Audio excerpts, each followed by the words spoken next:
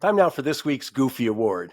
But first, I've got to ask you, how long are we going to accept the excuse it was during the pandemic? Or how about it was during the pandemic and we didn't use common sense?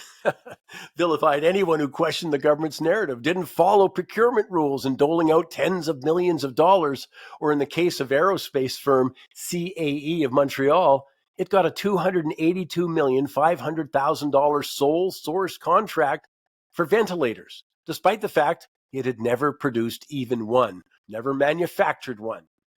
And by the way, it never did, at least if we're looking for ones that work. As Blacklock's reporter tells us, records show 8,200 taxpayer funded ventilators were produced.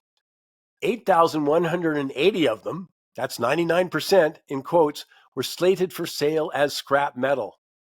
Documents didn't disclose what public health agency did with the remaining 20, but they were never used for medical purposes. According to internal emails in the Prime Minister's office, the devices repeatedly failed Department of Health tests and were considered defective. For example, this is a September 10, 2020 staff email stated in quotes, CAE's first delivery proved deficient. Problems were serious. A second review found, in quotes, significant shortcomings with patient safety implications. Now, to date, we have had no follow-up investigations about how the entire program was run, $720 million for ventilators. No explanation why the average contract was $20 million. Hey, but that contract to CAE, who by its own admission had no experience manufacturing ventilators, and by its own account, in quotes, was starting from scratch. Why did it get 13 times more taxpayer dollars? All we do know, though, is that 99% of the ventilators produced were sold for scrap for about $6 a piece. But I know it was a pandemic, and there are political considerations, not just health, and it was a Montreal company, and there's votes to consider.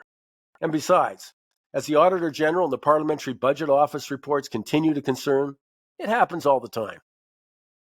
Hey, I want to remind you to go to mikesmoneytalks.ca and sign up for 5 minutes with Mike. If you haven't done that, I think you'll enjoy it. But also go to Mike's Money Talks on Facebook and Money Talks tweets. But a reminder, join us on YouTube. We have our own YouTube channel, easy to find out, Michael Campbell's Money Talks.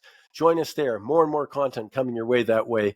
And in the meantime, I hope you have a terrific week.